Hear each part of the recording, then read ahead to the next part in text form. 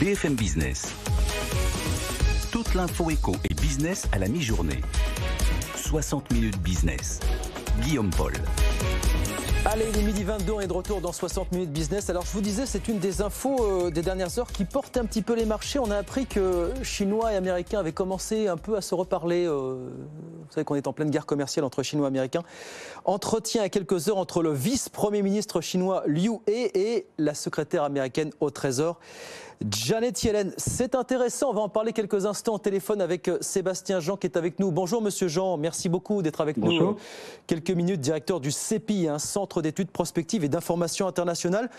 On a la faiblesse de penser, je dis ça avec une pointe d'ironie, que tout ça est très intéressé, notamment côté américain. Pourquoi est-ce que ces deux parties se reparlent aujourd'hui, Monsieur Jean? Expliquez-nous. Alors, c'est évidemment intéressé les deux parties, mais au fond, ce qui était assez anormal, c'est le peu de communication à haut niveau qu'il y avait entre les États-Unis et la Chine ces derniers temps.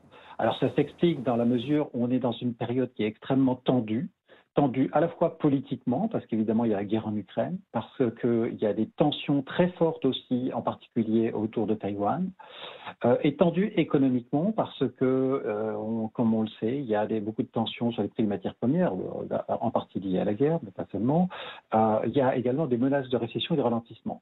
Donc, il y a des tensions, mais malgré tout, il y a un besoin de dialogue. Il y a un besoin de dialogue à la fois parce qu'il y a des risques de dérapage qui sont réels, et je crois qu'il y a une conscience de ça de part et d'autre. Et puis, effectivement, chacun voit qu'il a besoin de l'autre. Et comme vous le dites, pour les États-Unis, ce qui est assez flagrant aujourd'hui, c'est qu'ils sont dans une situation où la principale préoccupation, c'est l'inflation, 8,6% au mois de mai.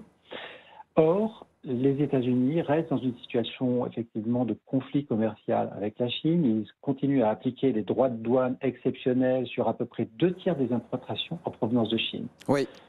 Ils n'ont pas beaucoup de résultats positifs à montrer pour ces droits de douane parce que ça n'a pas du tout résolu leur problème de déficit commercial. Ça n'a pas donné lieu à des changements de politique en Chine. Ils ont passé un accord dit de façon, mais enfin, il n'a pas été appliqué par la Chine.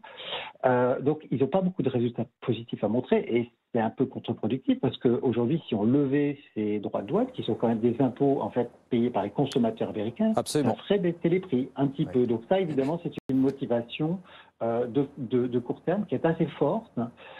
Simplement, ils ont depuis le début aussi, ils savent que c'est un dossier très sensible politiquement. Ils considèrent aussi que c'est un levier de négociation par rapport à la Chine et puis que c'est un dossier politiquement très sensible alors qu'ils sont en allée électorale. Les Chinois aussi, entre guillemets, même si c'est façon Chine. Voilà. Donc, il y a cette motivation de lutte contre l'inflation côté américain. Puis côté Chine, il y a une conjoncture économique qui est très difficile à cause de l'impact économique des confinements. Donc, beaucoup d'impatience aussi à essayer de lever ces blocages pour peut-être redynamiser leur économie et leurs exportations notamment. Il faudrait pouvoir habiller tout ça politiquement, mais est-ce que vous dites que dans nos rêves de plus fous, on peut se dire, bah voilà, nécessité faisant loi, on pourrait voir les deux parties, alors relever, je ne sais pas, de tout ou partie de ces surtaxes, et à quelle échéance? Pour vous, qu'est-ce qu'on peut envisager ou ne pas envisager finalement dans cette histoire? Alors, déjà, il y a un horizon diplomatique. C'est en fait tout ça, c'est la préparation. Il y avait eu un entretien au niveau du dessous aussi du secrétaire d'État américain au courant du mois de juin. Donc tout ça, c'est aussi la préparation d'un sommet entre les deux présidents. Qu'est-ce qu'on peut imaginer?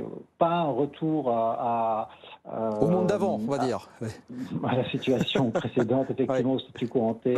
Mais en revanche, on peut très bien imaginer qu'il y ait une levée d'une partie des droits de douane, moyennant des concessions en termes de politique industrielle, par exemple, côté chinois.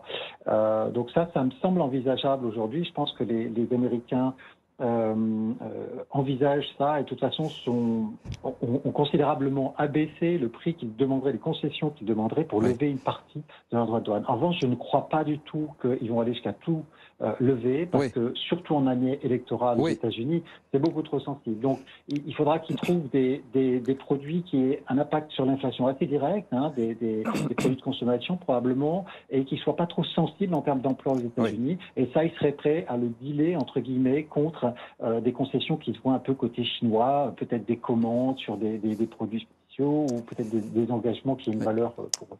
Il faut pas pouvoir desserrer les taux tout en sauvant la mise politiquement. C'est un difficile équilibre. Merci beaucoup Sébastien Jean. Merci infiniment d'avoir été avec nous. Sébastien Jean, le directeur du CEPI, le Centre d'études prospectives et d'information internationale, avec nous sur BFM Business.